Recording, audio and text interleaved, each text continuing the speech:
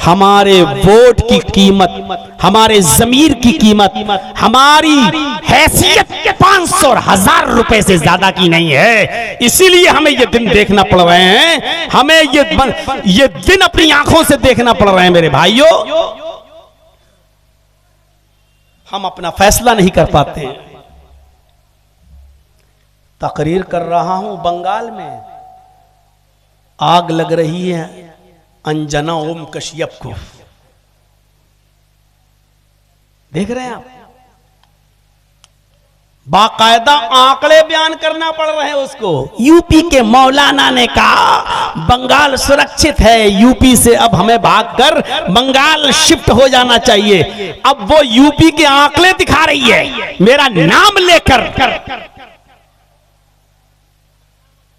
अंजना ओम कश्यप, मेरे मोबाइल में वीडियो में रिकॉर्ड है वो।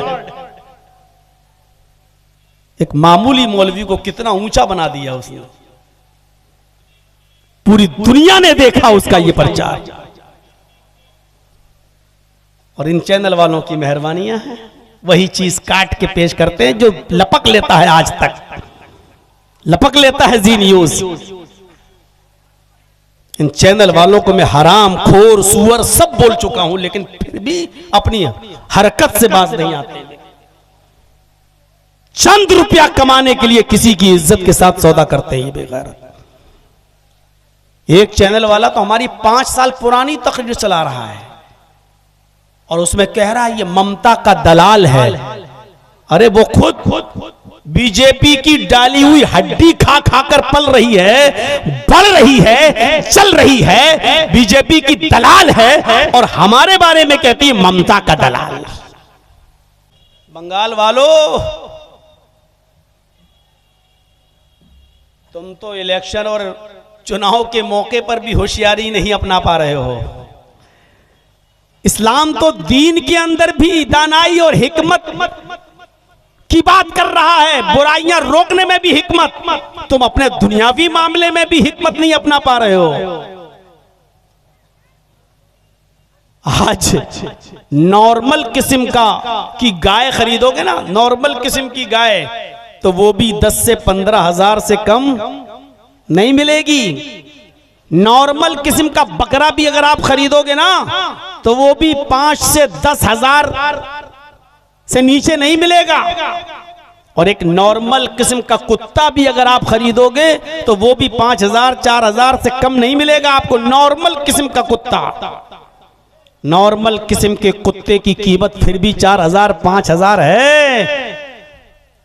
आ जाइएगा हमारी बस्ती में, आ जाइएगा हमारे इलाके में, 200 500 रुपए में वोट खरीद लिए जाते हैं। ये 500 रुपया लो, कल वहां मोहर लगा देना, वोट बटन दबा देना जहां मैं कह रहा हूं हमारे वोट की कीमत, हमारे जमीर की कीमत, हमारी हैसियत 500 और 1000 रुपए से ज्यादा की नहीं है। इसीलिए हमें ये दिन देखना पड़ रहे हैं, हमें ये दिन अपनी आंखों से देखना पड़ रहे हैं मेरे भाइयों। बार बार फोन करके इस इलाके की तारीख उन्होंने फिक्स की और आज वो दिन आ गया। मैंने उनको बताया मैं राजधानी से आ रहा हूँ। सुबह ही उन्होंने अपनी गाड़ी भेजी, वहाँ से रिसीव किया और अभी तक अपने घर पे रखे हुए थे और अब वक्त पे मैं आपके पास पहुँचा हूँ। अल्लाह रब्बुल आलमीन हमें और आपको सुनने की तौफीक अता फरमाए और जो बातें कही जा रही हैं और अब तक कही जा चुकी हैं, अल्लाह ताला हम सबको उस पर अमल करने की तौफीक अता फरमाए। आपका ये भाई, हेलो, बहुत देर हो गई है और ये बहुत ऊंचा है आपका, आप डाउन करिए फिर हटा दीजिए। मैंने पहले ही कहा था कि देखिए वो भी नीचे करिए, किसका है?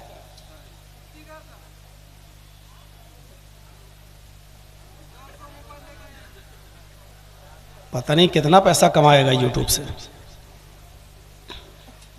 क्या नाम है तुम्हारे चैनल का? चैनल का नाम क्या है? नया नाम क्या है चैनल का? सही बताइएगा। नया नाम क्या है चैनल का? क्यों नहीं बताएगा तो हमें परेशानी होगी। देख नहीं रहे हो कितना टीवी चैनलों पे चल रहा मेरा।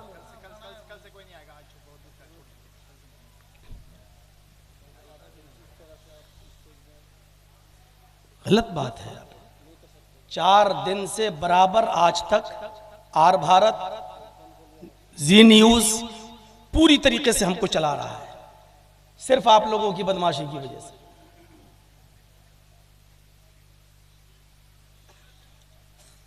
कल से एक भी चैनल वाला नहीं आएगा, सबको हटाइएगा, कल कोई नहीं आएगा कल से। नाम पूछ रहा हूं तो नाम नहीं बता रहे हो, तेरा नया हूं मैं।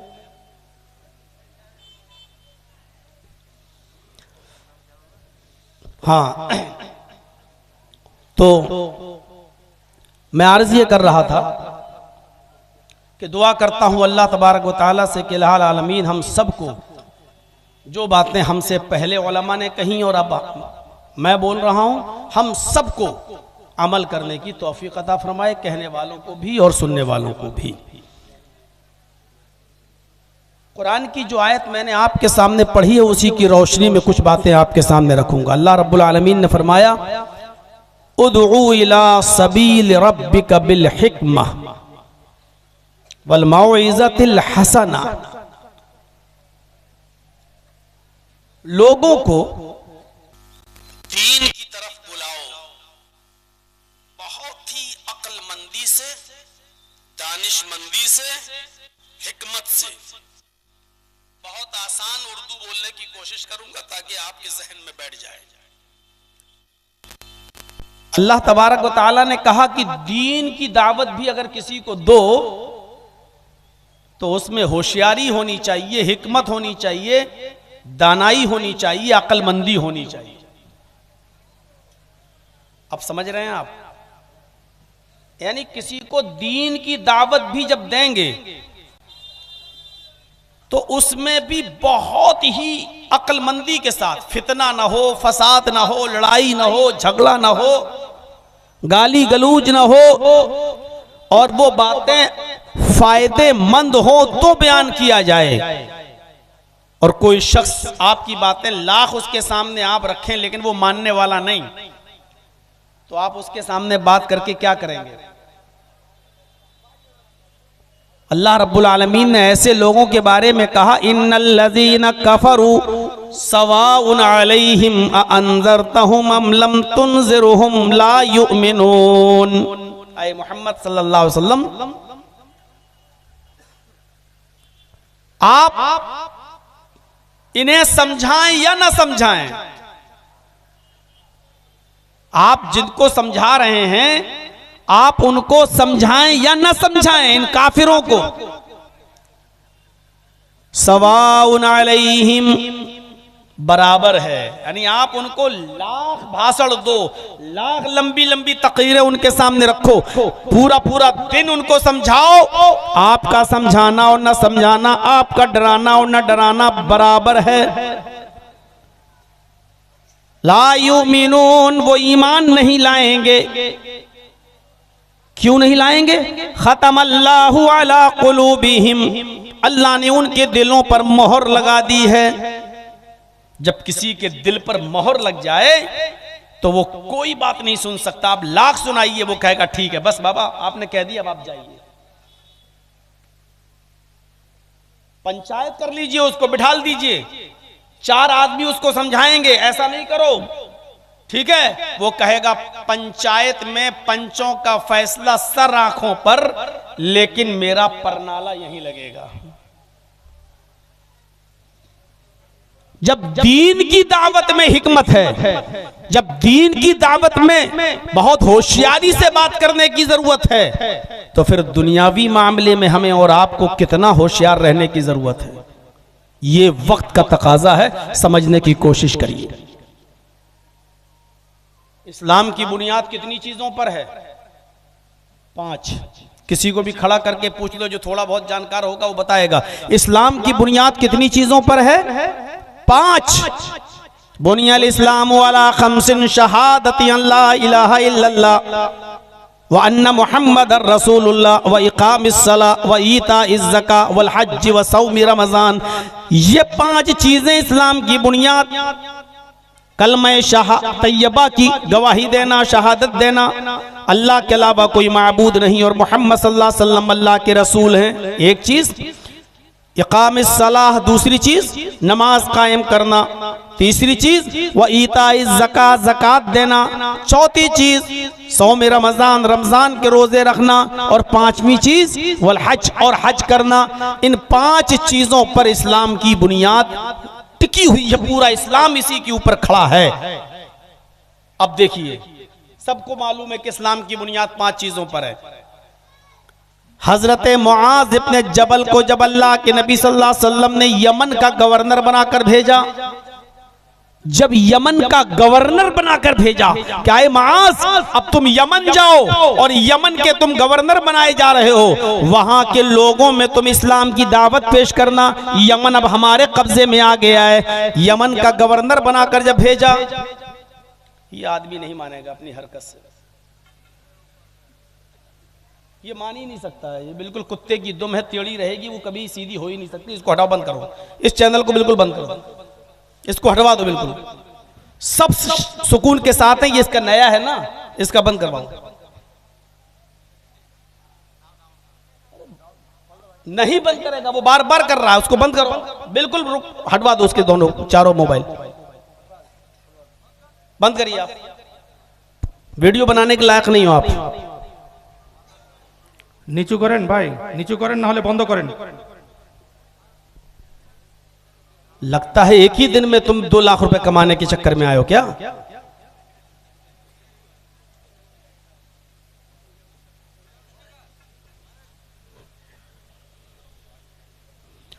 तो जब यमन का गवर्नर बनाकर भेजा और यमन पर जब फतह हो गई, तो अल्लाह के नबी ने कहा, आए मुआज, यमन के लोगों को तुम इस्लाम की दावत देना, तो सबसे पहले उनको कलमे की दावत देना।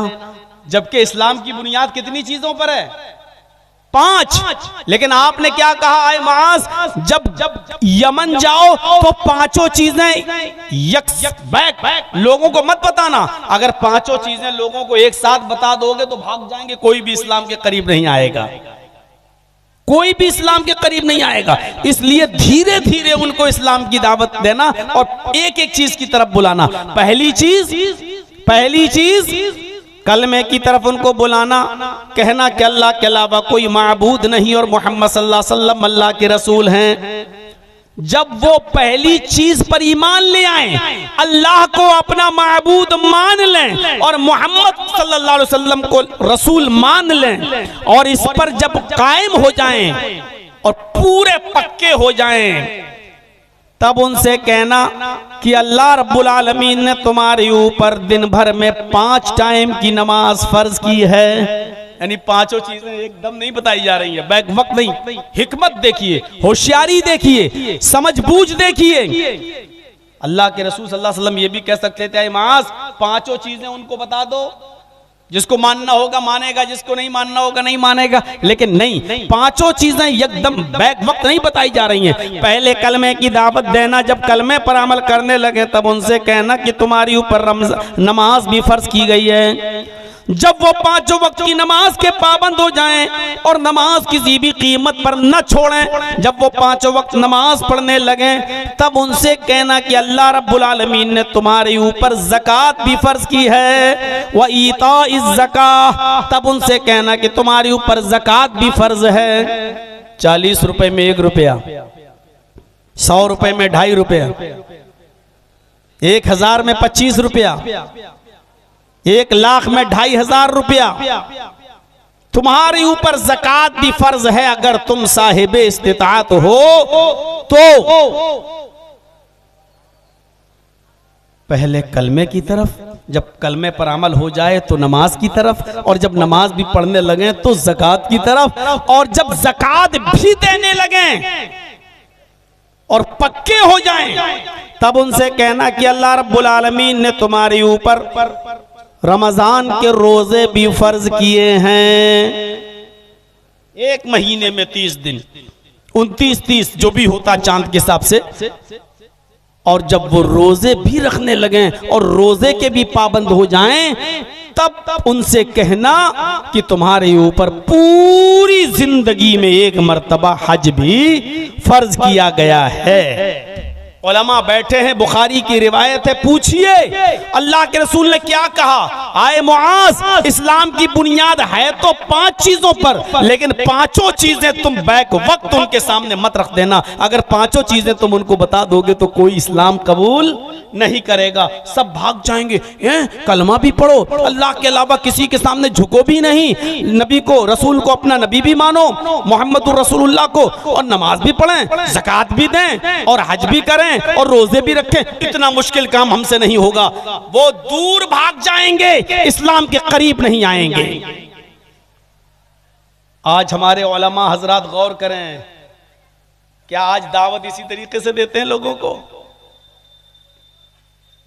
कितनी पाबंदियां उनके ऊपर लाद देते हैं, कितनी पाबंदियां उनके ऊपर लाद देते हैं। ये भी नहीं करो, ये भी नहीं करो, ये भी नहीं करो, ये भी हराम, ये भी हराम, ये भी हराम। अब बेचारा कहता है कि इस हिंदुस्तान में रहना है भैया, अगर ये नहीं करेंगे तो हम जाएंगे कहां? अरे एक एक करके बताओ ना। जब एक चीज छोड़ दे तब दूसरी चीज छुड़वाओ ना, जब दूसरी चीज छोड़ दे तब तीसरी चीज छुड़वाओ ना। तुम बैक वक्त सारी चीजें उनके सामने बयान कर दोगे, वो कहेगा ए मुल्ला तू अपनी मुल्लागिरी अपने पास रख, हम ठीक हैं बस। नबी अकरम से सीखो।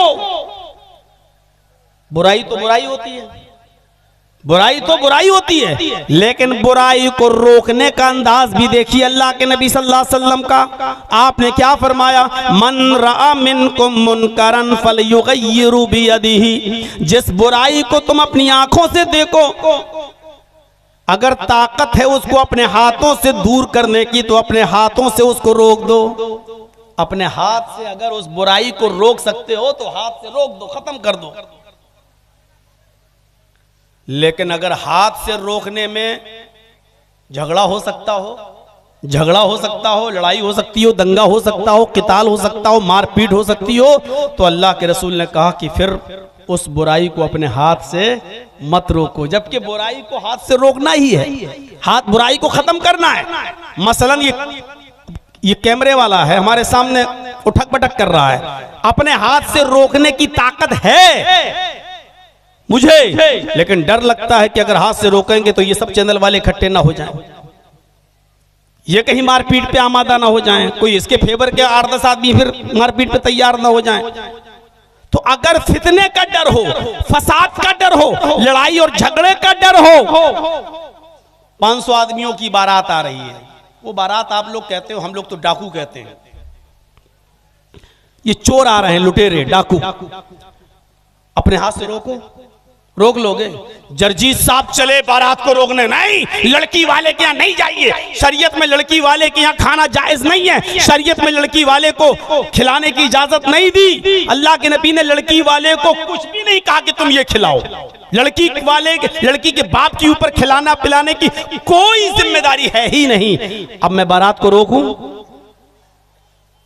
लड़का भी मारेगा, लड़के का बाप भी मारेगा, जो 500 बाराती जा रहे हैं वो भी मारेंगे। हे मौलवी चुप, मिंबर पे खड़े होकर ये बात करना, जलसे में करना, यहां नहीं, या तेरे बाप की हुकूमत नहीं चल रही है, यहां मेरी चल रही है। तो वहां हम अपने हाथ से बारात को नहीं रोक पाएंगे, नहीं रोक पाएंगे।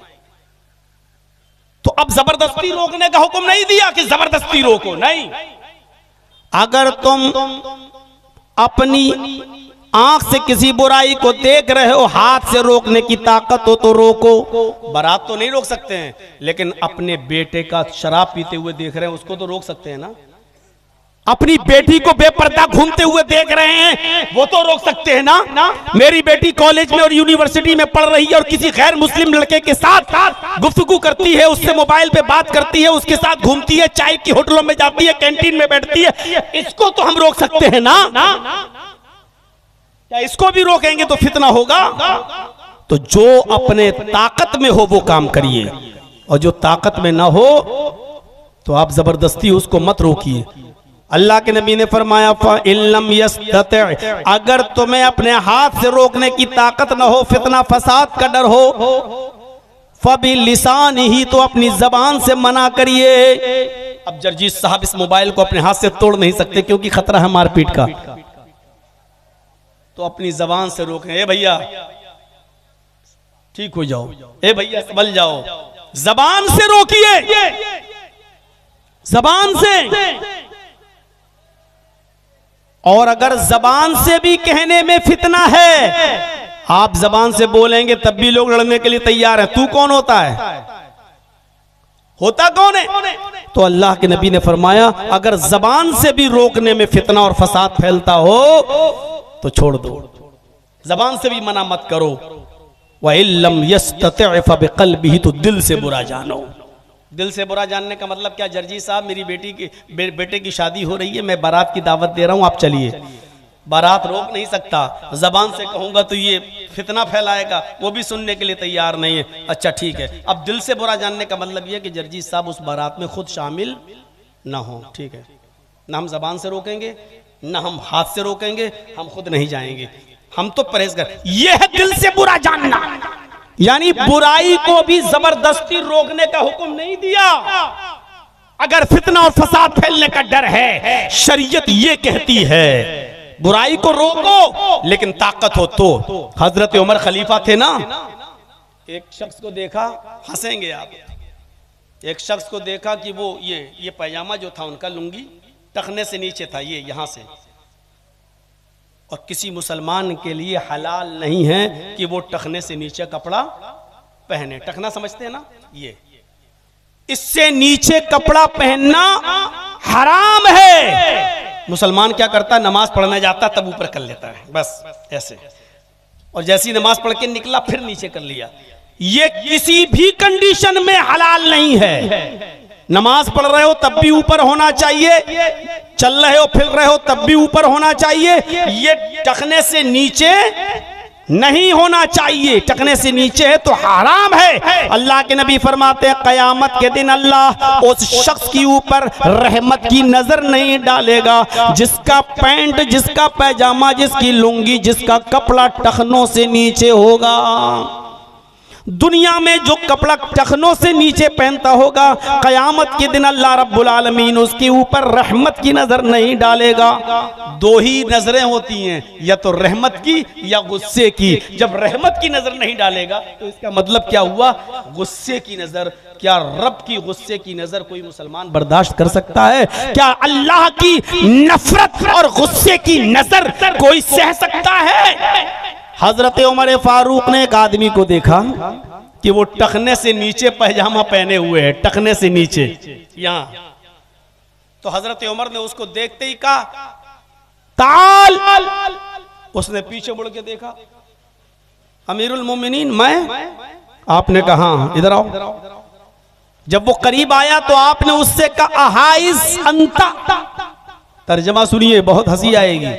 आपने कहा अहाइज अंता, क्या तुझे पीरियड आ रहा है क्या?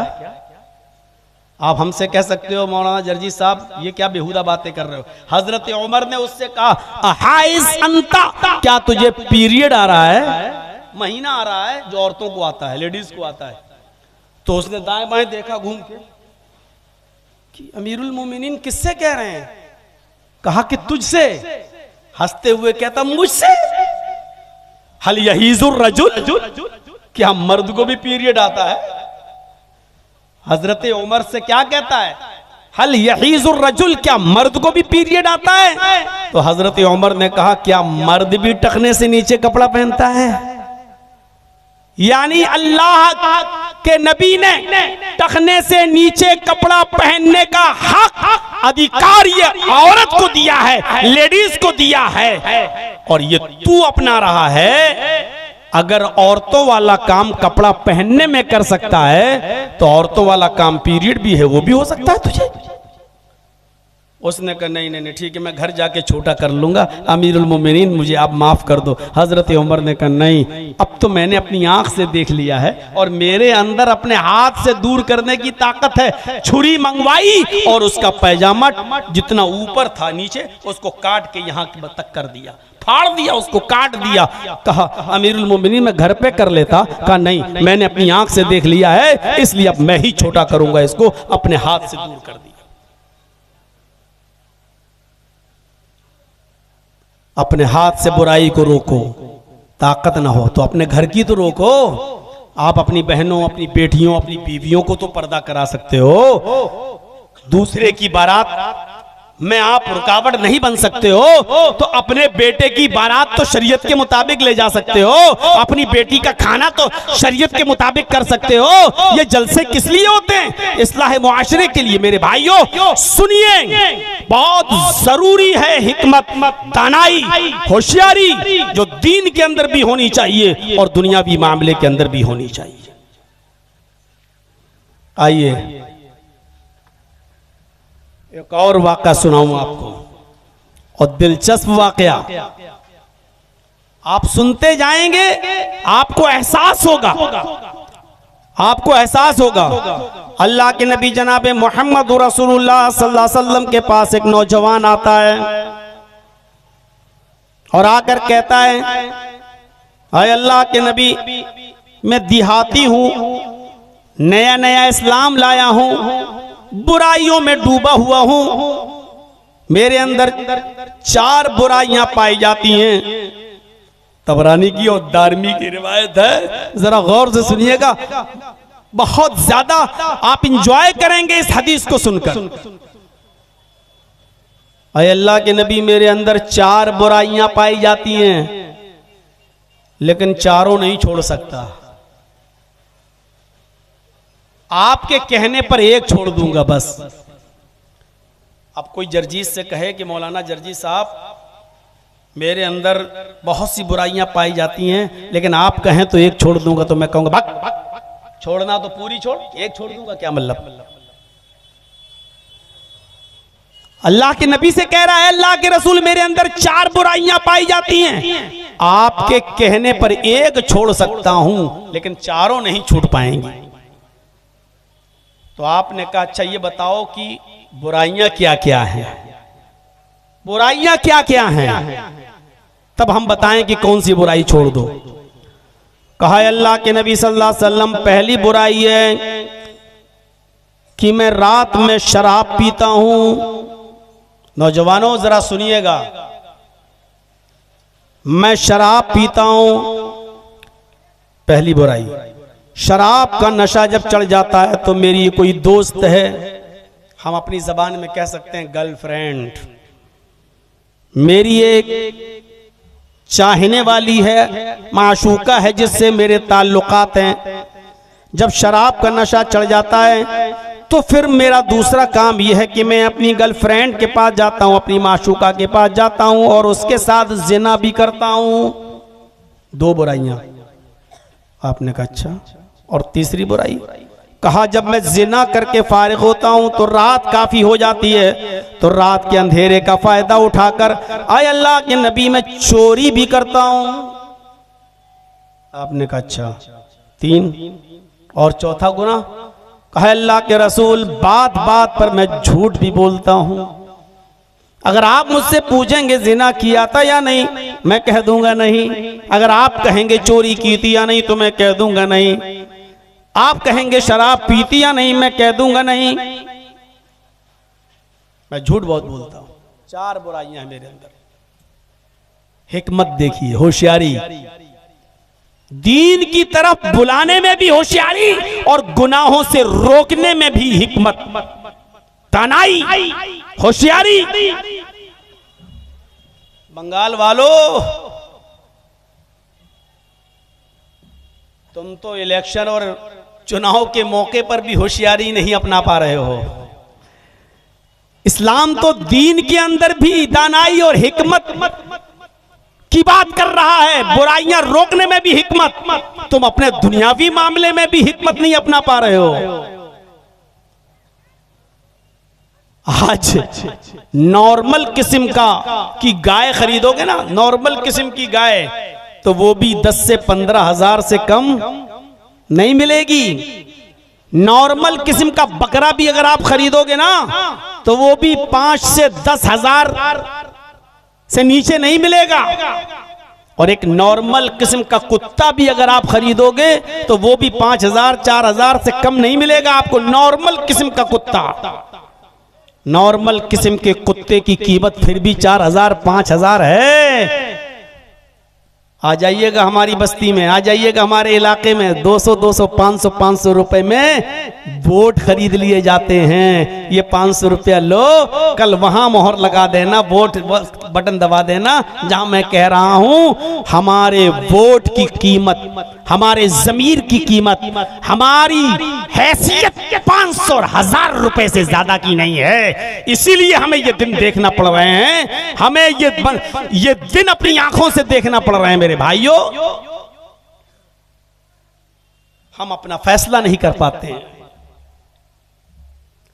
तकरीर कर रहा हूं बंगाल में आग लग रही है अंजना ओम कश्यप को, देख रहे हैं आप। बाकायदा आंकड़े बयान करना पड़ रहे हैं उसको। यूपी के मौलाना ने कहा बंगाल सुरक्षित है, यूपी से अब हमें भागकर बंगाल शिफ्ट हो जाना चाहिए। अब वो यूपी के आंकड़े दिखा रही है मेरा नाम लेकर। अंजना ओम कश्यप, मेरे मोबाइल में वीडियो में रिकॉर्ड है वो। एक मामूली मौलवी को कितना ऊंचा बना दिया उसने। पूरी दुनिया ने देखा उसका ये प्रचार। और इन चैनल वालों की मेहरबानियां हैं, वही चीज काट के पेश करते हैं जो लपक लेता है, आज तक लपक लेता है जी न्यूज।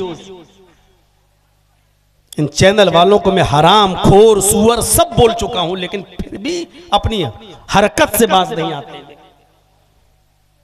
चंद रुपया कमाने के लिए किसी की इज्जत के साथ सौदा करते हैं ये बेगैरत। एक चैनल वाला तो हमारी 5 साल पुरानी तकरीर चला रहा है और उसमें कह रहा है ये ममता का दलाल है। अरे वो खुद बीजेपी की डाली हुई हड्डी खा खाकर पल रही है, बढ़ रही है, चल रही है, बीजेपी की दलाल है और हमारे बारे में कहती है ममता का दलाल। मिल गया ना मसाला। अब इसी को काट छांट के कल पेश करोगे ना, तभी तुम्हारे व्यूज बढ़ेंगे ना। और मेरी नजर अब तुम्हारे ऊपर रहेगी, कसम खुदा की मैं केस करूंगा, रिपोर्ट करूंगा क्राइम ब्रांच में और तुम्हारे चैनल को हम बंद करवाएंगे, अल्लाह की कसम, अगर ये चीज आई सामने। अब मैं अल्लाह की कसम खा के कह रहा हूं, बाद में हाथ पैर जोड़ोगे तो माफ नहीं करूंगा। मैं आज कह दे रहा हूं, जैसे अल्लाह के यहां शिर्क के अलावा हर गुनाह की माफी है, मेरे यहां पर भी इसकी कोई माफी नहीं।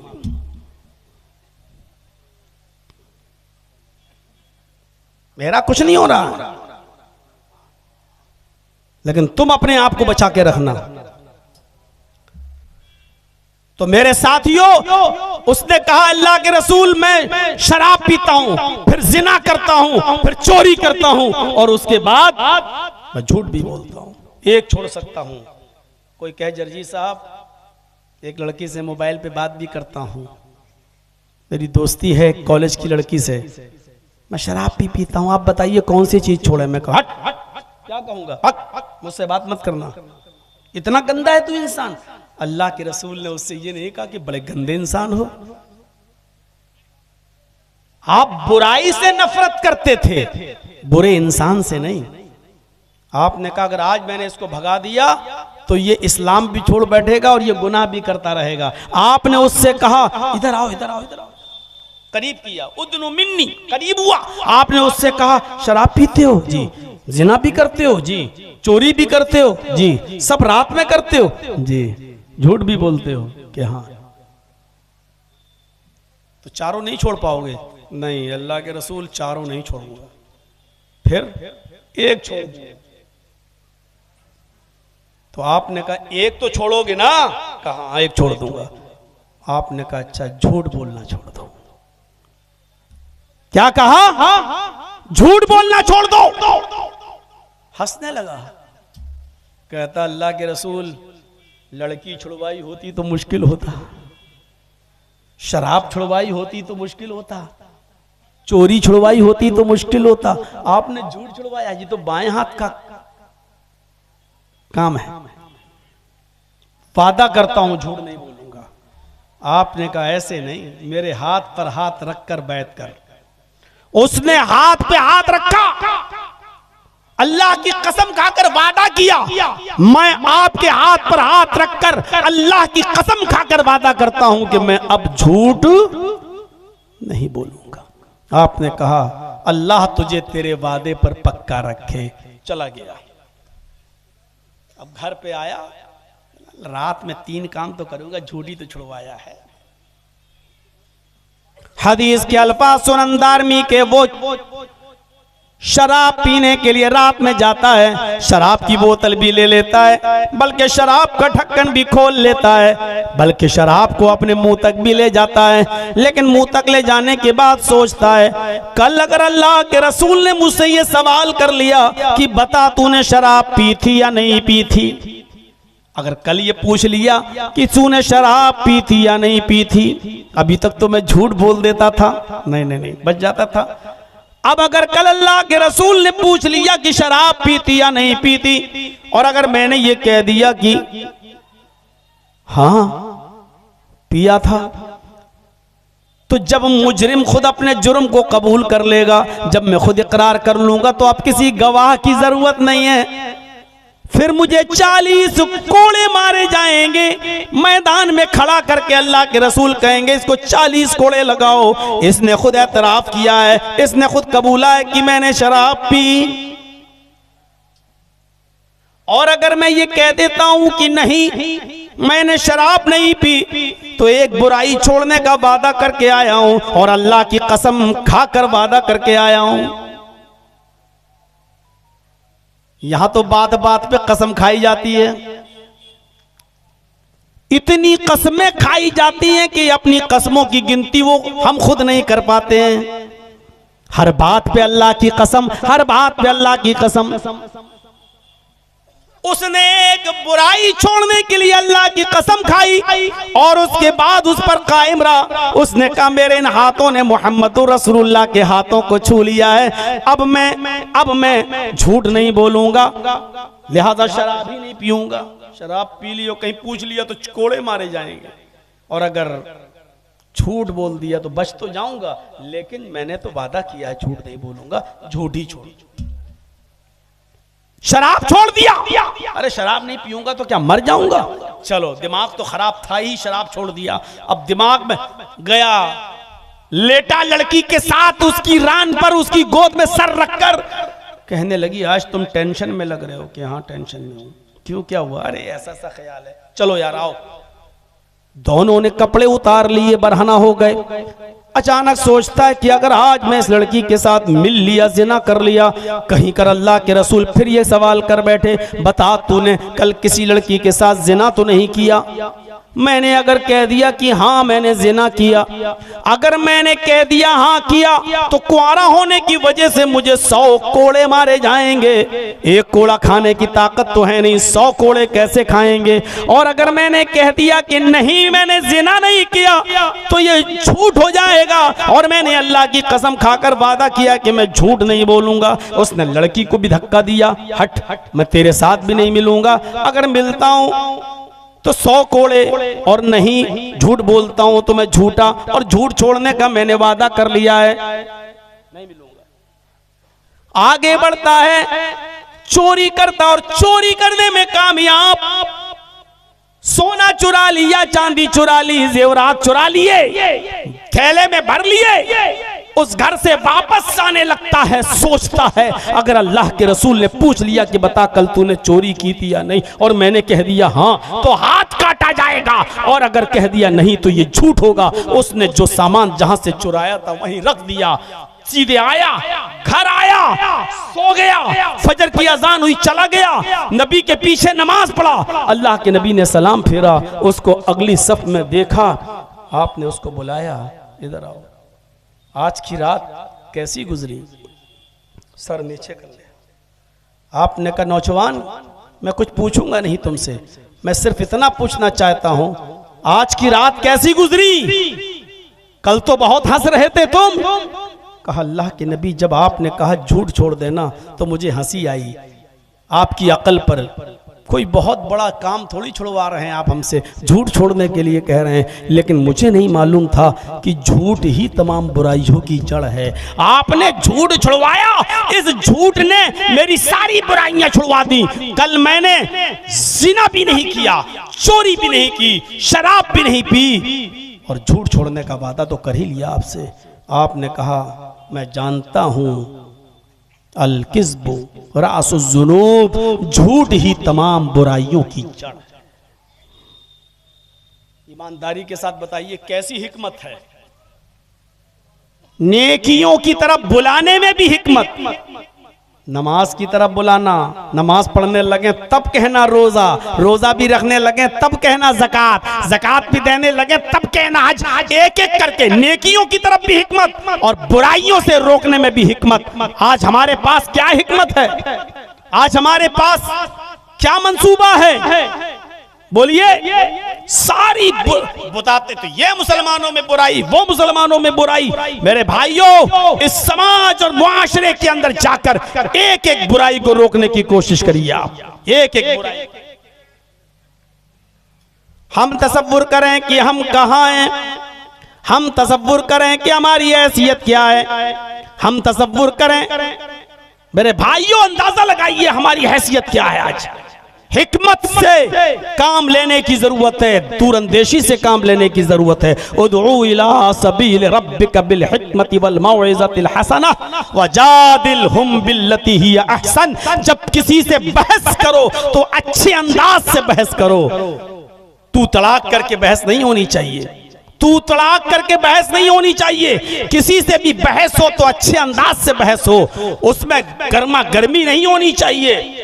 आज टीवी चैनलों पर डिबेट देख लो, कैसे बहस होती है, कैसे लगता है जैसे एक बिल्ली दूसरी बिल्ली को अभी नोच के खा जाएगी। इस तरीके से लगता है जैसे अभी एक दूसरे के ऊपर चढ़ बैठेंगे। कुरान कहता है कि जब तुम किसी से बहस करो तो उसूल और ज़ाब्ते के तहत अक्लमंदी से और होशियारी से और आसान तरीके से बहस करो।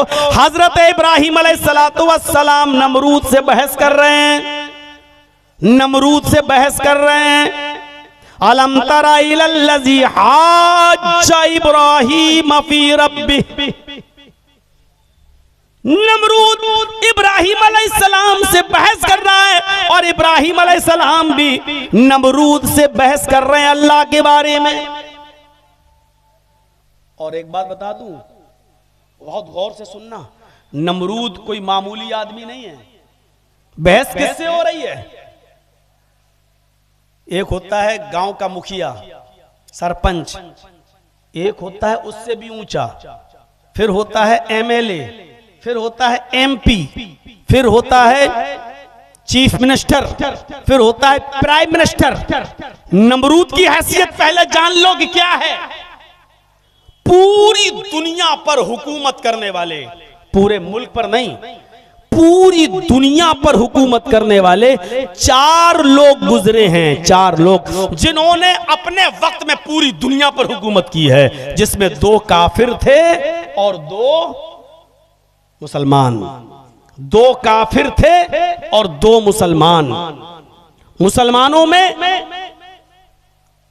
एक थे सुलेमान अलैहिस्सलाम और एक बख्त नसर। मेरे भाइयों, और काफिरों में 2 जुल्करनैन, सुलेमान अलैहिस्सलाम मुसलमानों में और जुल्करनैन, ये 2 मुसलमान थे जिन्होंने पूरी दुनिया पर हुकूमत की है, और 2 काफिरों ने पूरी दुनिया पर हुकूमत की है। 2 काफिरों ने, उन काफिरों में एक का नाम है नमरूद और दूसरे का नाम है बख्त नसर। ये 2 काफिर थे जिन्होंने पूरी दुनिया पर हुकूमत की है। तो पूरी दुनिया पर हुकूमत करने वाला कौन है? नमरूद।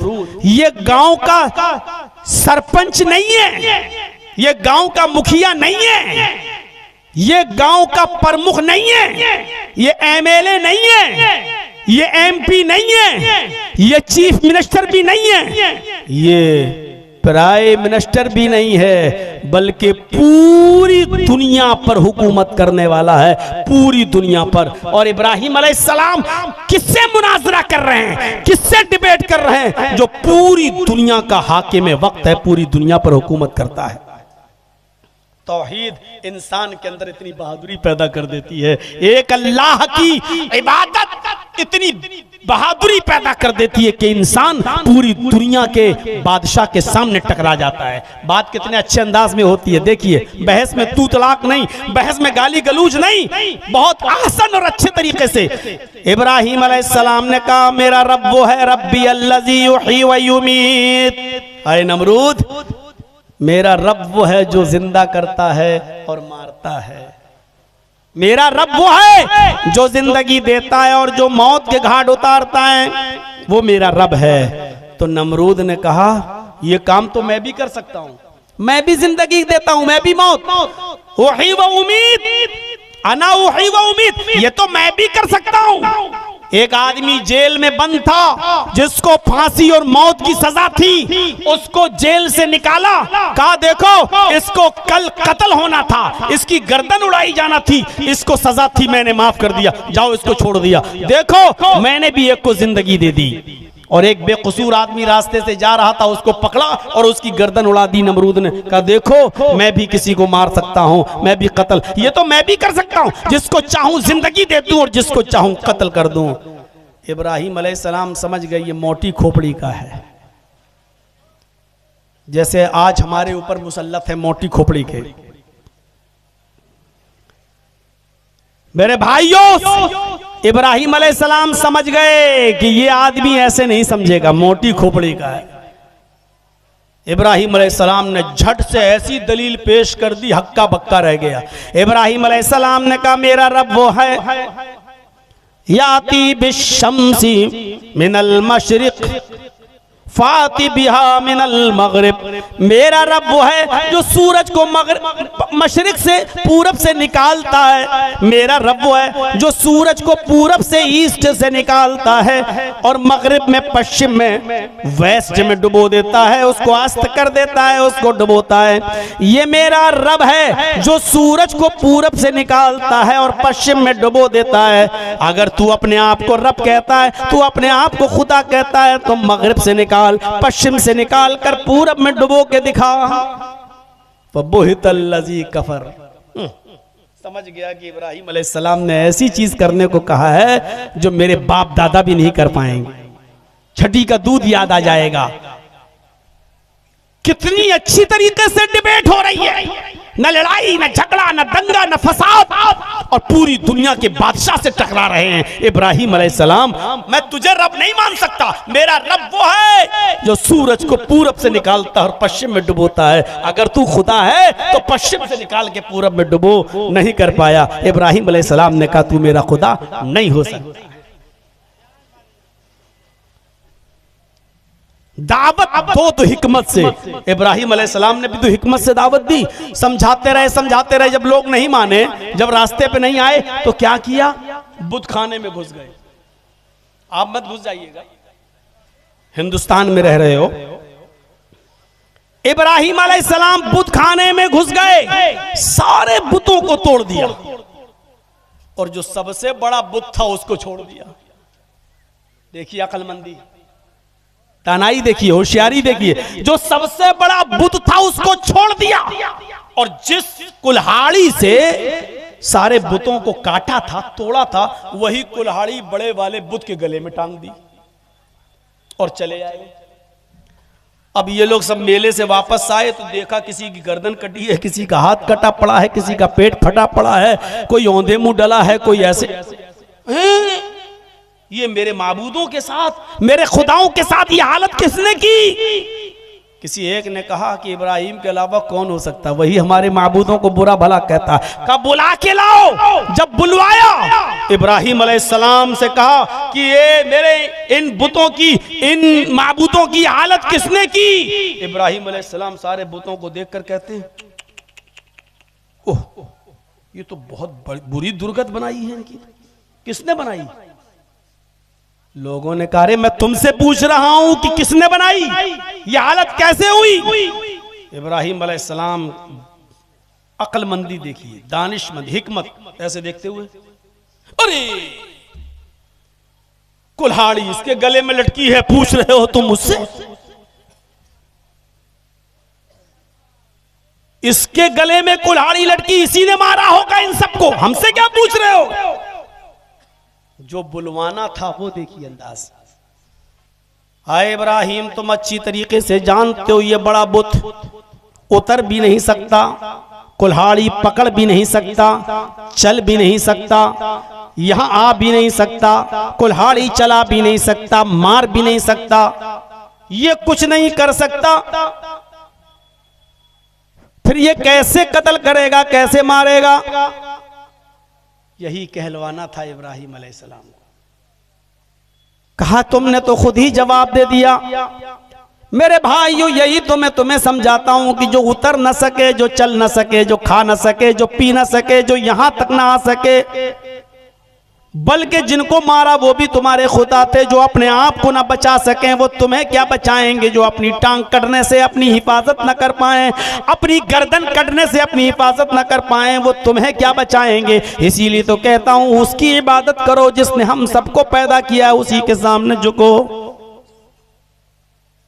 समझ गए कि यही आदमी है। जवाब तो नहीं था उनके पास, लेकिन चलो अब तुम्हें आग में डाला जाएगा। लेकिन दलील दी तो हिकमत के साथ, दानाई के साथ। वो अलग बात है कि तौहीद की दावत में परेशानियां तो आएंगी, इब्राहिम अलैहिस्सलाम के ऊपर भी परेशानियां आई, लेकिन गाली नहीं दी, बुरा भला नहीं कहा, हिकमत के साथ कितने अच्छे स्टाइल में समझाया। अरे जब ये उतर नहीं सकते, चल नहीं सकते, बैठ नहीं सकते, और ये जिनको मारा है वो अपने आप को बचा नहीं सकते, तो तुम्हारी हिफाजत क्या करेंगे? ये दलील थी, मंतिकी दलील भी थी और अकली दलील भी थी। मेरे भाइयों, कुरान कहता है ऐसे ही लोगों को उदउ इला सबील रब्बिका बिल हिकमा, ऐसी हिकमत और होशियारी और दानाई के साथ लोगों को दीन की तरफ बुलाओ, बहुत होशियारी के साथ, और बहस करो तो अच्छे तरीके से करो। है हमारे पास बहस का तरीका? जरा अंदाजा लगाइए आप। हम तो अपने हालात का सही जायजा नहीं ले सकते। आपको पता नहीं आप अंगार किस अंगार पर बैठे हुए हैं, हम और आप। और सोशल मीडिया पे चले जाइए तो चर्चों पे चर्चे करवा लो। मेरे भाइयों, कभी कभी हमें दबकर भी समझौते करना पड़ते हैं। खुद हमारे नबी जनाब मोहम्मद रसूलुल्लाह सल्लल्लाहु अलैहि वसल्लम ने भी दबकर समझौते किए हैं। यहां सीना तानने की जरूरत नहीं। मौलाना जर्जिस एक बोल रहा ना वहां यूपी में, एक पार्टी का जिम्मेदार, मौलवी जर्जिस डरपोक है, खुद ही भाग जाए बंगाल, हम क्यों जाएं, वो डरपोक है। इस तरीके की बात। कभी कभी समझौते बड़ी अक्लमंदी और दानिशमंदी के साथ भी होते हैं। वो मिसाल मेरी आपने पढ़ी होगी, सुनी होगी। एक तालाब पर बकरी भी पानी पी रही है और शेर भी पानी पी रहा है। एक तालाब है, उस तालाब पर शेर भी पानी पी रहा है, बकरी भी पानी पी रही है। शेर जहां मुंह डालता है पानी में, वहां से बहता हुआ पानी बकरी के पास आता है। बकरी उसी पानी को पी रही है, तो शेर का झूठा पानी बकरी को मिल रहा है। बकरी की तरफ से पानी बहता हुआ शेर की तरफ नहीं जा रहा है। शेर जहां मुंह डाल रहा है, वहां से पानी बहता हुआ बकरी के पास आता है, और बकरी उसी पानी को पीती है। जब दोनों पानी पी चुके तो शेर ने कहा गुर्राते हुए, तूने मेरा पानी गंदा क्यों किया? तूने मेरा पानी गंदा क्यों किया? झूठा क्यों किया? कौन कह रहा है? शेर। उल्टा, यानी कहते, इसी को कहते हैं उल्टा चोर कोतवाल को डांटे। शेर कह रहा है, ए बकरी, तूने मेरा पानी झूठा क्यों किया?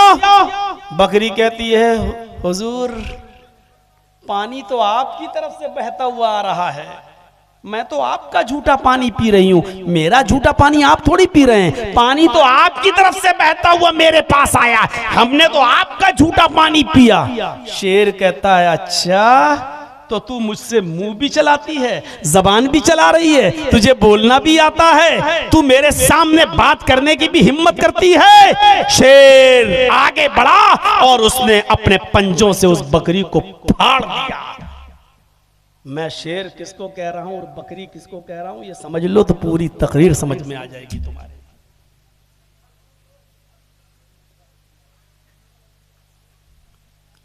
आप जुमे की नमाज भी मस्जिद के बाहर 5 मिनट की नमाज आप नहीं पढ़ सकते हो, नहीं पढ़ सकते हो। मस्जिद के अंदर ही नमाज पढ़ो, मस्जिद के बाहर नहीं। लेकिन तुम्हारे लंगर रोड पे चलेंगे खुलकर, तुम्हारे कांवड़िए सरेआम घूम के चलेंगे सड़कों पर, जाम लगाते हुए, उसके ऊपर हेलीकॉप्टर से फूलों की बारिश भी होगी। जहां चाहेंगे वहां रुक जाएंगे और डेरा डालेंगे। अगर आप ये कहो ठीक है साहब, हम अपनी नमाजें तो मस्जिद में पढ़ेंगे, लेकिन आपके भाई भी तो बाहर में लंगर डालते हैं, खाने खिलाते हैं, सड़कें जाम करते हैं, होली का रंग सड़कों पर खुलेआम फेंका जाता है, सड़कें जाम होती हैं, तो आपसे कहा जाएगा तेरे मुंह में जबान भी है, तुझे बोलना भी आता है, तू हमारे खिलाफ होता कौन है बोलने वाला? मेरे भाइयों, यही चीज मैं समझाने की कोशिश कर रहा हूं बंगाल के लोगों को, जिसकी बुनियाद पर हमें आज चैनल वाले डिबेट में लाने की कोशिश करते हैं और दिखाते हैं कि देखो ये कितना भयभीत कर रहा है मुसलमानों को, ये कितना डरा रहा है मुसलमानों को। यह समझने की कोशिश करिए। आप नहीं बोल सकते हो साहब, आप कौन होते हैं बोलने वाले, ये कहने वाले? आप हमारे इलाके में आ जाइए, मंगल का दिन पूरा का पूरा हॉर्न, गाड़ियां सब जाम हो जाते हैं हॉर्न देते देते, क्योंकि वहां लंगर चलता है, खाने पीने का दौर चलता है। और गुरुद्वारे में चले जाइए चांदनी चौक पर मेरे भाइयों, हर संडे को हमारे सिख भाइयों का लंगर चलता है, पूरा रास्ता जाम हो जाता है। लेकिन आपने अगर 5 मिनट की नमाज पढ़ ली तो सारी आफतें और सारी मुसीबतें आप पैदा कर रहे हैं, रास्ते आप जाम कर रहे हैं। और अगर आपने ये कह दिया कि आपके अंदर भी ऐसा हो रहा है, ये लोग ऐसा कर रहे हैं, तो तेरे अंदर जबान भी है, तू बोलता भी है, तेरे मुंह में जबान भी है। ये सूरत हाल है आज हमारी। इस कंडीशन को समझने की जरूरत है, हिकमत को। मेरे भाइयों, शेर ने शिकार किया गधे का, भेड़िए ने शिकार किया बकरी का, लोमड़ी ने शिकार किया खरगोश का। 3 जानवरों ने 3 जानवर को मारा। याद रखना, शेर ने किसको मारा? गधे को। भेड़िए ने किसको मारा? बकरी को। लोमड़ी ने किसको मारा? खरगोश को। अब शेर ने कहा भेड़िए से, भेड़िए बताओ कौन सा जानवर कौन खाएगा, तुम इंसाफ करो। शेर ने कहा, जज किसको बना दिया? भेड़िए को। तुम बताओ कौन सा जानवर कौन खाएगा। भेड़िया शेर के जुल्म को समझ नहीं पाया, ये नहीं जानता था कि शेर इतना जालिम है, वो समझ नहीं पाया। उसने कहा बहुत आसान है। कहा क्या आसान है? कहा गधा आपने मारा, बड़ा भी है, गधा आप खा लीजिए। बकरी मैंने मारी, मेरे हिसाब की ठीक है, बकरी मैं खा लेता हूं। और लोमड़ी ने खरगोश मारा, ये लोमड़ी खरगोश खा लेती है। तीनों ने 3 जानवर मारे, अपना अपना जानवर सब खा लें, आप गधा खा लो, मैं बकरी और लोमड़ी खरगोश। शेर ने कहा इधर थप्पड़ मारा। इतना बेकार फैसला, और पकड़ा और उसको उठा के फाड़ दिया, कत्ल कर दिया, नोच डाला उसको। अब ये भी मर गया। कमीना, फैसला करना आता नहीं, फैसला करने चले गए। लोमड़ी से कहा, ए कमीना, ये फैसला ही करना नहीं जानता, पता नहीं कहां से सीख के आया था। तुम बताओ कौन सा जानवर कौन खाएगा, तुम फैसला करो। लोमड़ी ने तो भेड़िए का हाल देख लिया। लोमड़ी कहती वाकई बड़ा पागल था, कमीने को फैसला करना ही नहीं आता था। अच्छा, तो तुम्हारा फैसला क्या है? अरे मेरा फैसला क्या है हुजूर, आप जंगल के राजा हैं, सुबह उठिए गधा खाइए, दोपहर में आप बकरी खा लीजिए, शाम को मुंह का जायका बदलने के लिए खरगोश खा लीजिए, और अब तो भेड़िया भी हाजिर है साहब, सोते वक्त भेड़िया भी खा लीजिए। ये चारों जानवर आप नहीं खाएंगे तो कौन खाएगा? आप जंगल के राजा हैं, ये चारों जानवर आपके हैं। दिन में सुबह उठिए तो गधा खा लीजिए, दोपहर में बकरी खा लीजिए, शाम को खरगोश खा लीजिए, और रात में भेड़िया खा लीजिए। ये चारों जानवर आपके हैं। शेर ने मुस्कुराते हुए कहा, इधर आओ। शाबाश, ये है फैसला। इतना अच्छा फैसला तुमने किससे सीखा? लोमड़ी ने कहा, हुजूर भेड़िए से सीखा है।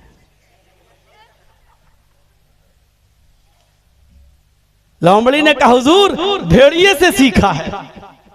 शेर ने कहा, तुम समझदार हो। समझदार थी, जान बचा ली। यही समझदारी की जरूरत है, यही समझदारी की जरूरत है। मैं जानता हूं बहुत से लोगों के कलेजे मुरझा रहे होंगे कि मौलवी जर्जीस तो हमारा पत्ता गोल करने आ रहा है। मैं किसी का चमचागिरी करने नहीं आया, न किसी को मैं करने आया हूं, न किसी का वो। आपका मामला आप जानो। मेरे प्यारे साथियों, ये बैठे, ये हमारे साथ आया अमीन, ये पूछिए पूर्णिया का है, बड़े शौक से गए थे साहब, क्या क्या सोचकर कहां। जब इनकी दुकानों पर बुलडोजर चले तब इनको छठी का दूध याद आ गया। कोई नहीं आया जो चीख चीख कर कह रहे थे हम तुम्हारे साथ, हम तुम्हारी लड़ाई। आज सबसे पहले वही भागे। कोई एक भी मिन्नत और जमानत करने के लिए नहीं आया, कोई झूठी तसल्ली देने के लिए नहीं आया। मकसद निकल गया दूर। मेरे भाइयों, इस वक्त लोमड़ी की तरह अक्लमंदी से काम लो। कुरान चीख चीख के कह रहा है, उदउ इला सबील रब्बिका बिल हिकमती वल मौइज़तिल हसना। तुम्हें हिकमत, दानाई से काम लेने की जरूरत है। दीन के मामले में भी, नेकी की तरफ बुलाने में भी, बुराइयों से रोकने में भी। जब दीन के अंदर ये था तो दुनिया के अंदर भी आपको अच्छा सोचना है। मेरे भाइयों, आप इंसान हो ना। एक मिसाल देता हूं। अल्लाह के नबी मक्के से जब मदीना गए, अल्लाह के नबी जब मक्के से मदीना गए तो मदीने के लोग क्या करते थे? हम या बिरूरन नख्ल, मुस्लिम शरीफ की हदीस के अल्फाज हैं। वो क्या करते थे? खजूर की कलमकारी किया करते थे। और खजूर की कलमकारी जानते हो क्या होती है? वो क्या कहते थे? ये नर खजूर का गाभा है, ये मादा खजूर का गाभा है। ये नर है, ये मादा है, और दोनों को ऐसे जमीन में बोते थे। और ये बिलीफ था, ये यकीदा था कि ऐसे ज्यादा खजूर पैदा होंगी, ऐसे ज्यादा खजूरें पैदा होंगी। तो वो खजूर में क्या बनाते थे? ये नर खजूर का गाभा, ये मादा खजूर का गाभा, ये मेल, ये फीमेल, और ऐसे बोते थे। तो अल्लाह के नबी जब मदीने में गए तो अल्लाह के रसूल ने कहा, माज़ा तस्नऊन, ये तुम क्या करते हो? ये नर, ये मादा। अल्लाह के रसूल, ऐसे खजूरें ज्यादा पैदा हो जाती हैं, नर मादा बना देता हूं तो खजूरें ज्यादा पैदा हो जाती हैं। अल्लाह के नबी ने फरमाया, लौ लम तफअलू लकान खैरन, अगर तुम ऐसा न करते तो अच्छा होता, अगर ऐसा न करते तो अच्छा होता। उन्होंने छोड़ दिया, कहा नहीं करेंगे, ठीक है। फतरकूहु, छोड़ दिया। फनक़सत, खजूर कम पैदा हुए। जब उन लोगों ने ऐसा नहीं किया तो खजूर कम पैदा हुए। उन्होंने शिकायत की, अल्लाह के रसूल हम जैसा पहले बोते थे उससे खजूरें बहुत पैदा होती थी, आपने कहा ऐसा न करते तो अच्छा होता, तो हमने छोड़ दिया। तो अल्लाह के नबी फिर क्या हुआ, हमारे खजूरों में नुकसान हो गया, बहुत घाटा हो गया। तो अल्लाह के नबी ने फरमाया इन्नमा अना बशर, मैं भी तो इंसान हूँ। क्या कहा, मैं भी तो इंसान हूँ। इज़ा अमरतुकुम बिशैइन मिन अम्रि दीनिकुम, जब मैं तुम्हें तुम्हारे दीन की कोई बात बताऊं तो ले लिया करो। व इज़ा अमरतुकुम बिशैइन मिन अम्रि दुनियाकुम फइन्नमा अना बशर, जब मैं तुम्हें तुम्हारी दुनिया की कोई बात बताऊं तो तुम ले भी सकते हो, छोड़ भी सकते हो। यानी अगर मेरी बात इंसान होने की हैसियत से अगर आपको नुकसान पहुंचा रही है तो तुम जैसा पहले करते थे वैसा करो। यानी तुम अपनी दुनिया को मुझसे ज्यादा अच्छी तरह समझते हो, अपने कारोबार को मुझसे ज्यादा अच्छा समझते हो। बंगाल वालों, मौलाना जर्जीस की बातों में मत आना। तुम अपना मामला हमसे अच्छा समझते हो, तुम अपने इलाके के हालात हमसे अच्छा समझते हो, तुम अपने यहाँ के मिजाज को हमसे अच्छा समझते हो। तुम अपने मिजाज से काम करना। मौलवी जर्जीस की बातों में क्यों आए हो? मौलवी जर्जीस अब तो यूपी नहीं संभाल पा रहा, तुम्हारा क्या सवाल है? तुम अपने इलाके को देखो। मेरे भाइयों, ये हिकमत और दानिशमंदी की जरूरत है आज हमें और आपको सबको।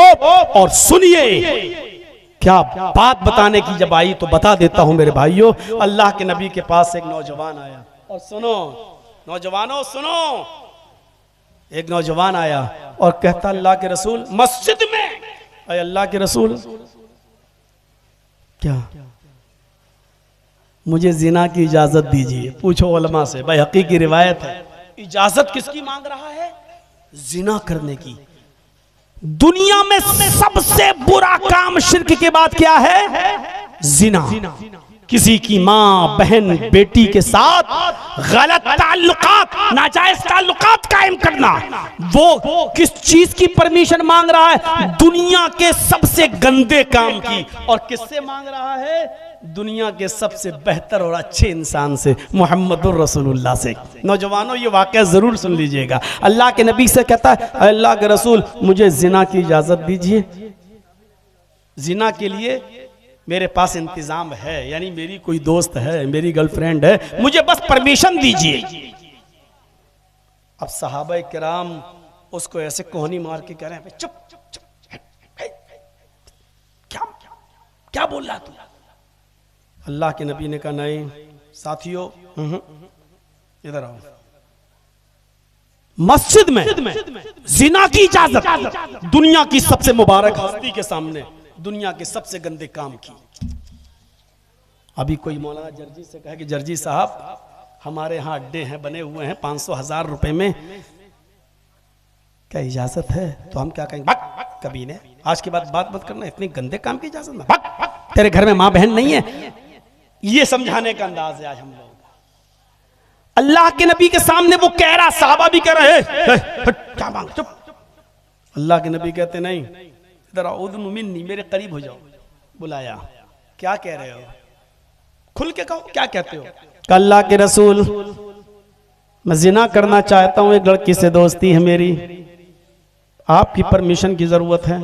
आपने कहा ठीक है मैं दे दूंगा परमिशन, लेकिन सुनो, जो काम तुम उस लड़की के साथ करना चाहते हो, अगर मैं तुमसे ये कहूं ये काम तुम अपनी माँ के साथ करो तो करोगे? क्या अंदाज था समझाने का। जो काम तुम उस लड़की के साथ करना चाहते हो, अगर मैं तुमसे ये कहूं कि ये काम तुम अपनी माँ के साथ करो, इसलिए कि जो चीज उसके पास है वही तुम्हारे माँ के पास भी है। सोचोगे आप? उसने कहा फिदा का भी वो उम्मी या रसूल अल्लाह, अय अल्लाह के नबी मेरे माँ बाप आप पर कुर्बान, मैं ऐसा नहीं कर सकता। कौन शरीफ इंसान है जो अपनी माँ के साथ जिना करेगा?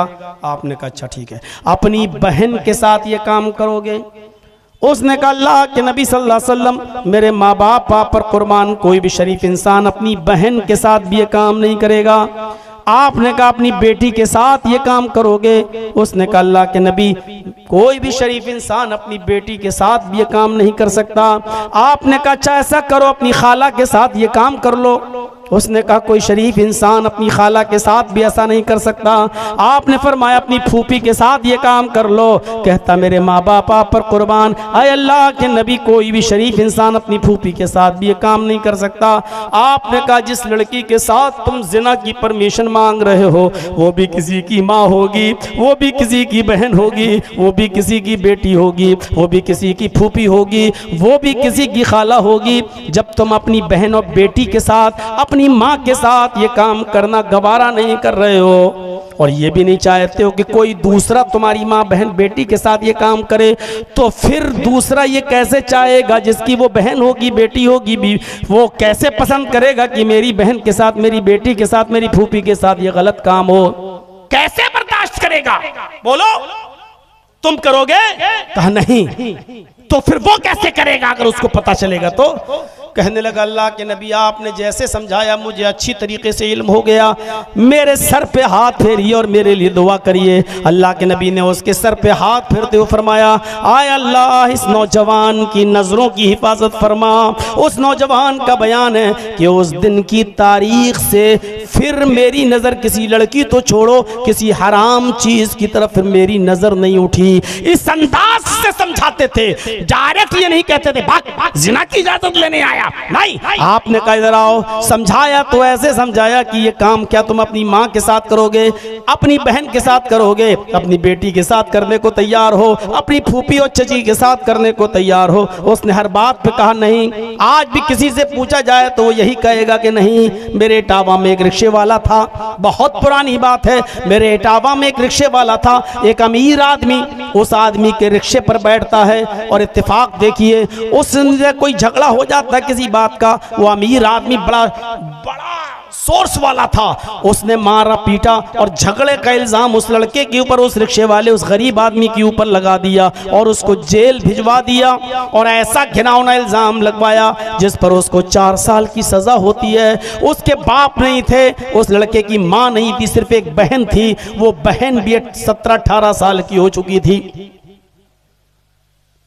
उसको सिर्फ जेल में फिक्र थी तो अपनी बहन की फिक्र थी कि मेरी बहन पूरी जिम्मेदारी मेरे ऊपर, मैं अपनी बहन के हाथ पीले करने वाला था। उसकी शादी रिक्शा चला चला कर कमा कर अपनी बहन की शादी करने की तैयारी कर रहा था, लेकिन मुझे को जेल में डाल दिया गया।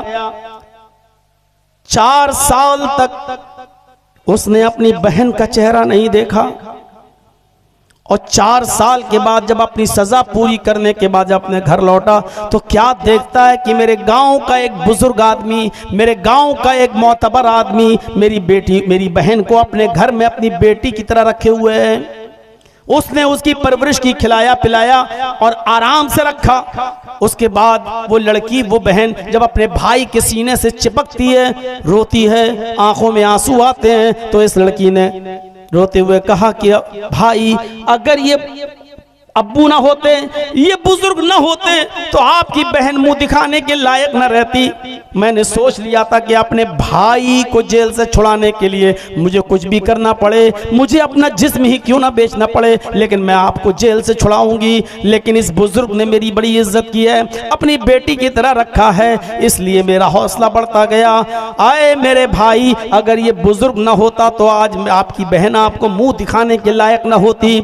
जैसी उसने ये कहा, इस रिक्शे वाले भाई ने अपनी बहन का मुंह पकड़ लिया और कहा खामोश, चुप चुप खामोश। दुनिया में ऐसा कोई मर्द पैदा ही नहीं हुआ है जो मेरी बहन पर गलत नजर डाल सके। उसने मुस्कुराते हुए कहा भाई अपनी बहन पर इतना गर्व कैसे? उसने कहा बहन पर गर्व नहीं, मुझे अपने आप पर गर्व है। मेरी बहन, तेरा भाई रिक्शा चला चला कर तेरे जहेज का इंतजाम करता है, तेरा पेट पालता था। एक ही सपना था कि मैं अपनी बहन का घर बसा सकूं। मेरी बहन, तेरे भाई के रिक्शे पर कॉलेज की लड़कियां भी बैठती हैं, स्कूल की लड़कियां भी बैठती हैं। तेरा भाई अपने गमछे से सीट साफ करता है और उन लड़कियों को बिठाकर उनको कॉलेज तक, उनके स्कूल तक पहुंचाता है। मेरी बहन, तेरे भाई के रिक्शे पर अब तक जितनी भी लड़कियां बैठी हैं, तेरे भाई ने उनको अपनी बहन की नजर से देखा है। तेरे भाई ने उनको अपनी बहन की नज़र से देखा है। जब मैंने किसी की बहन बेटी पर गलत नज़र नहीं डाली, जब मैंने हर एक को अपनी बहन की नज़र से देखा है, जब मैंने किसी की बहन पर गलत नज़र नहीं डाली, तो ऐसा कौन माँ का लाल है जो मेरी बहन पर गलत नज़र डाले। फख्र के साथ यहां जितने भी बैठे हैं सुन लो, जितने दूसरों की बहनों बेटियों पर गलत नजरें डालते हैं और मोबाइलों पर रात रात भर लगे रहते हैं, सुन लो तुम्हारी बहनों बेटियां भी महफूज नहीं है। गर्व के साथ वही कह सकता है जो दूसरों की बहन को अपनी बहन, दूसरों की बेटियों को अपनी बेटी समझेगा, वो गर्व के साथ कह सकता है कि मेरी बहन पर कोई गलत नजर नहीं डाल सकता, मेरी बेटी पर कोई गलत नजर नहीं डाल सकता। इस हम्माम में सब नंगे नजर आएंगे। है इतनी हिम्मत, है इतनी जुर्रत, है इतनी बहादुरी जो ये कह सको मेरे भाइयों हमें और आपको पहचानना पड़ेगा। अल्लाह के रसूल इस तरीके से बुराइयों को रुकवा रहे हैं, नहीं भगा नहीं रहे हैं। आप कह रहे हैं अपनी बहन के साथ, अपनी माँ के साथ करोगे नहीं, आखिरकार शर्मिंदा होता है और आप उसके लिए दुआ करते हैं। अपने आप को बुराइयों से बचाओ, इस हद तक बचाओ कि अल्लाह के नबी रमजान के महीने में एतिकाफ में बैठे हुए हैं। एतिकाफ में, एतिकाफ समझते हैं ना, एतिकाफ में बैठे हुए हैं। दो बीवियां अल्लाह के रसूल सल्लल्लाहु अलैहि वसल्लम से मुलाकात करने के लिए आती हैं। दो बीवियां, नबी की दो बीवियां मुलाकात करने आती हैं। अगर कोई मर्द मस्जिद में एतिकाफ में बैठा है तो उसकी बेटी मिलने आ सकती, उसकी बीवी भी उससे मिलने आ सकती है, कोई बुराई नहीं है। अल्लाह के नबी एतिकाफ में बैठे हैं, आपकी दो बीवियां आपसे मिलने आई, थोड़ी देर रुकी, घर की बात हुई और चलने लगी। आप अपनी दोनों बीवियों को मस्जिद के दरवाजे तक छोड़ने आए। उन दोनों बीवियों ने सर छिपा रखा था, उन्होंने अपने हाथों में सॉक्स, हाथों में ग्लव्स और पैरों में सॉक्स पहन रखे थे। अल्लाह के नबी जब अपनी बीवियों को मस्जिद के दरवाजे पर छोड़ने आए तो दो अंसारी नौजवानों को आते हुए देखा। आपने उन दोनों अंसारियों को बुलाया, आए अंसारी नौजवानों इधर आओ। वो दोनों नौजवान अंसारी जब अल्लाह के नबी के करीब आते हैं तो आप कितनी शानदार अंदाज में कहते हैं, आए नौजवानों, आए अंसारियों, ये दोनों मेरी बीवियां हैं, ये दोनों मेरी बीवियां हैं, शक मत करना। अल्लाह के नबी आप कैसी बात कर रहे हैं, आपके ऊपर कौन शक कर सकता है। आपने कहा नहीं, यहां से गुजरने के बाद शैतान जो खून की रगों में दौड़ता है वो हमारे दिलों में ये वसवसा डाल सकता। पता नहीं मोहम्मद किन औरतों से बात कर रहा था। देखो ये दोनों मेरी बीवियां हैं, कोई पराई नहीं है। इस तरीके से गुनाहों से बचा करते थे कि आपको शक है कि ये दोनों जाने के बाद कहीं मेरे बारे में गलत बातें न फैलाएं। आप बुलाकर कहते थे ये दोनों मेरी बीवियां हैं, कोई और नहीं। शरीयत तो ये कहती है कि साली भी अपनी बहनोई की मोटरसाइकिल पर नहीं बैठ सकती, और शरीयत तो ये कहती है कि कोई भाभी भी अपनी देवर के साथ ससुराल से घर नहीं आ सकती, मैके से घर नहीं आ सकती ससुराल, और न ससुराल से अपने मैके जा सकती है। देवर होता कौन है? यहां तो भाई खुद हुक्म देता है छोटे भाई को कि भाभी को ले आओ, भाभी को छोड़ाओ। यहाँ बीवी खुद कहती है कि लो छोटी बहन को घर छोड़ाओ, छोटी बहन को स्कूल छोड़ाओ। ये जुल्म है, ये ज्यादती है, ये जुल्म है, ये ज्यादती है। शरीयत का मिजाज तो यह है कि कोई साली भी अपने जीजा के साथ सफर नहीं कर सकती है। मियाँ और बीवी खाना खा रहे हैं, जरजीस अपनी बीवी के साथ बैठकर खाना खा रहा है, बीवी की मौजूदगी में बीवी की बहनों मेरी साली अगर घर में आ जाए तो बीवी के साथ, बीवी की मौजूदगी में भी वो मेरे साथ खाना नहीं खा सकती है। शरीयत बीवी की मौजूदगी में भी साली को अपने जीजा के साथ बीवी की मौजूदगी में भी खाने की इजाजत नहीं देती, और जब इजाजत साथ में नहीं देती, शौहर के साथ भी नहीं देती, तो अकेले तुम्हें बाइक पर बैठकर खगड़ा मेला जाने की इजाजत देगी शरीयत। ये खगड़ा का नाम मैंने क्यों लिया, बहुत सोच समझ के लिया है मेरे भाइयों, इसकी इजाजत देगी ये शरीयत। जब बीवी की मौजूदगी में साली को इजाजत नहीं है कि जीजा के साथ बैठ के खाना खाए, तो स्कूल जाएगी जीजा के साथ। और यही हाल भाभी का भी है, अपने देवर के साथ खाना नहीं खा सकती है अपने शौहर की मौजूदगी में भी। पर्दा है, और पर्दा भी इतना जबरदस्त। और आई तल व या रसूल अल्लाह, अल्लाह के रसूल क्या देवर से भी पर्दा करूं? आपने कहा दुनिया वालों से कुछ कमी हो जाए तो चलेगा, देवर से नहीं।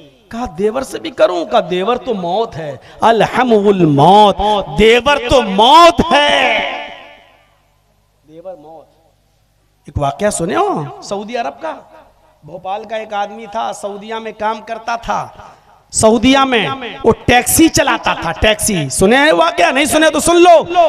टैक्सी चलाता था और उसकी ड्यूटी थी कि वो दिन भर टैक्सी चलाता था और रात में आके सोता था। तो एक बार वो ऐसे ही कपड़ा डाले बैठा हुआ था टैक्सी ड्राइवर जद्दा में, और ऊपर अपना हैंडकरचीफ रुमाल डाले हुए था। उसको कोई पैसेंजर नहीं मिल रहा था। थोड़ी देर के बाद एक औरत आई, उसका पेट बड़ा था, उसके पेट में बच्चा। वो आई, कहने लगी जल्दी से मुझे हॉस्पिटल लेके चलो, तुम मुझे इंडियन लगते हो, तुम जल्दी से मुझे हॉस्पिटल लेके चलो, मुझे डिलीवरी का वक्त है। उसने ऐसे देखा, जल्दी बैठाला, पीछे की डिग्गी खोली और जल्दी से ये ड्राइवर, ये भोपाल का ये आदमी जल्दी से अपनी इस औरत को लेकर अस्पताल पहुंच गया। उधर इसका पेट देखकर इमरजेंसी में जल्दी से इस औरत को लोग लेके गए। इसने कहा कमबख्त अंदर चली गई, मेरा पैसा भी नहीं देके गई, कितना बना। उससे कहा बैठो बैठो, अभी बैठो, चेकअप हो जा। इसने सोचा पता नहीं कितनी देर लगेगी, क्या लगेगी। अच्छा, इससे पूछा तुम उस औरत को लेके आए हो जो अभी अंदर गई? कहा जी। अपना मोबाइल नंबर लिखो इस पर। तो मोबाइल तो चलता नहीं था उस वक्त। उसने जल्दी से अपने घर का लैंडलाइन का नंबर लिख दिया कि ये मेरा है, और जब वो औरत सही हो तो मुझे बता देना भैया, मैं इससे पैसे ऐसे लेते हुए निकल जाऊंगा, अभी पता नहीं क्या है। ये चला गया अपने घर। रात में अपने घर सोया, सुबह फजर में उठा, घंटी बज गई, फोन की। हेलो जी, कल आप उस औरत को लेके आए थे? जी जी जी जी, हॉस्पिटल में छोड़ा था, अब वही बोल रहे हैं? जी। अरे यार, कहां अपनी बीवी को तुम छोड़ के चले गए हो? हैं? बताओ, बेचारी रात भर परेशान रही, जल्दी आओ, जल्दी आओ, तुम्हें याद कर रही है, लड़का हुआ है तुम्हें। उसने कहा ए डॉक्टर, दिमाग ठीक है तेरा? अच्छा हुआ ये फोन मैंने उठाया, मेरी बीवी ने नहीं उठाया, वरना यही महाभारत का युद्ध हो जाता। कहा आ रहे हो या नहीं आ रहे हो? इंडियन लोग बड़े कमीने होते हैं, पहले ये सब कर लेते हैं, बाद में कहते हैं कि बीवी नहीं है मेरी, जल्दी आओ नहीं तो अभी पुलिस भेजता हूं तुम्हारे घर। नहीं नहीं नहीं, मैं आ रहा हूं। सीधे गया ड्राइवर टैक्सी चलाते हुए और सीधे उसी रूम में पहुंचा जहां ये लड़की औरत थी, और डांटते हुए कहता कमबख्त चुड़ैल नागिन डाइन, मैं ही मिला था हैं? इस बच्चे का बाप कहलाने के लिए तुझे शर्म नहीं आई? मैंने तेरे साथ हमदर्दी की और यहां तक लेके आया, बजाय मेरे पैसे देने के इस बच्चे का बाप मुझे बता रही है। अब रो के कहती अरे आपको क्या हो गया है? थोड़ी सी लड़ाई में आप इतनी बड़ी सजा दे रहे हैं। अरे हर मियाँ बीवी में लड़ाई हो जाती है, थोड़ी सी सजा का आप इतना बड़ा मुझे अरे वो तो गले पड़ गई इसके। इसने कहा डॉक्टर साहब ये मेरी बीवी नहीं है। बहुत हुज्जत चली, वो कहती है अल्लाह की कसम इसी का बच्चा है, और ये कहता है अल्लाह की कसम इसका बच्चा मेरा बच्चा नहीं है। मामला इतना तूल पकड़ गया, इतना तूल पकड़ गया कि डॉक्टरों ने आके कहा अच्छा रुको, अभी डीएनए टेस्ट करता हूं तुम्हारा इस बच्चे के खून से। और जैसे ही बच्चे का ब्लड और इसका ब्लड लिया तो औरत कहती है कि डॉक्टर साहब मशीनें कभी कभी गलत रिपोर्ट भी दे देती हैं। अभी आदमी कहता चुप, गलत रिपोर्ट दे देती हैं मशीनें, गलत रिपोर्ट देती हैं, तू गलत है। डॉक्टर ने कहा कोई बात नहीं, 2 दिन में पता चल जाएगा, जाओ 2 दिन के बाद आना। अब ये 2 दिन के बाद जब रिपोर्ट आई तो डॉक्टर ये गया भागते हुए, कहा डॉक्टर साहब क्या हुआ? डॉक्टर साहब ने उसी औरत के सामने इसकी रिपोर्ट पेश करते हुए कहा ये झूठी है, तुम बिल्कुल सही हो, डीएनए टेस्ट से ये साबित हो गया है कि ये बच्चा तुम्हारा नहीं है, ये झूठी है, मक्कार है ये औरत। अब औरत कहती डॉक्टर साहब मैंने कहा था ना कि मशीनें कभी कभी गलत रिपोर्ट दे देती है, ये डॉक्टर साहब ये बिल्कुल गलत है, मैं फिर कसम खा के कहती हूँ ये इसी का बच्चा है। अब ये कहता चुप चुप, तेरी पोल सामने खुल गई है, तू नालायक औरत है, पता नहीं किसका पाप अपने पेट में पालती हो मेरे ऊपर। अब गरीबान पकड़ लेती है डॉक्टर साहब इसी का बच्चा है। डॉक्टर साहब सर पकड़ के कहते छोड़ इसको, अरे मेरी बहन, मैं कैसे बताऊं तुझे, इसकी रिपोर्ट में आया ये बच्चा है ही नहीं इसका। कहा नहीं, इसी का बच्चा है। कहा डॉक्टर साहब ने, बहन इसकी रिपोर्ट बताती है ये बाप बन ही नहीं सकता, और तुम कह रही हो कि ये बच्चा इसका है। ये तो बाप बन ही नहीं सकता, इसकी रिपोर्ट में साफ आया है कि ये बाप बनने के लायक ही नहीं है। अब इसका दिमाग चकराया। क्या क्या कह रहे हो, मैं बाप नहीं बन सकता? डॉक्टर साहब मेरे 6 बच्चे हैं। डॉक्टर साहब कहता है मेरे पूरी जिंदगी में ऐसा केस नहीं आया है। तुम्हारे 6 बच्चे हैं, रिपोर्ट बता रही तुम बाप नहीं बन सकते हो। अब वो औरत कह रही है मैंने कहा था ना, रिपोर्ट गलत हो जाती है, कभी कभी मशीनें गलत रिपोर्ट देती हैं। ये आदमी कहता चुप चुप चुप, ये तो सही है कि ये बच्चा मेरा नहीं है, लेकिन ये रिपोर्ट गलत है कि मैं बाप नहीं बन सकता। डॉक्टर ने कहा पकड़ो फाइल, घर जाओ और देखो तुम्हारे खेत पर कौन किसान हल जोत रहा है। भाग यहां से। अब वो आया ड्राइवर, जैसे उसने रखा गाड़ी में फाइल, चलाते हुए कहता है अगर ये रिपोर्ट सही है तो ये बताइए ये हल जोत कौन रहा है मेरे घर में। सीधे घर में घुसा और 10 लाठी, 10 डंडे, 10 जूते अपनी बीवी को। कह रही क्या हुआ अचानक तुम्हें? कहा ये बता कि ये बच्चे किसके हैं। कहा आप कैसी बात करते, तुम्हें शर्म नहीं आती? अपने बच्चों को फिर मारा। मेरी रिपोर्ट ये बता रही है कि मैं बाप नहीं बन सकता, ये बता ये बच्चे किसके। नहीं तो उसी वक्त तक मारता रहूं। जब वो तबीयत से पिट चुकी तब कहती है सुनिए मैं बता रही हूं ये आपके बच्चे नहीं है। कहा ये तो मैं जानता ही हूं ये मेरे बच्चे नहीं है, ये बता कि बाप है कौन। कहा कि आपका भाई। कहा क्यों? कहा आप दिन में टैक्सी चलाते हैं, रात में सोते हैं। वो रात में टैक्सी चलाता है, दिन में यही रहता है।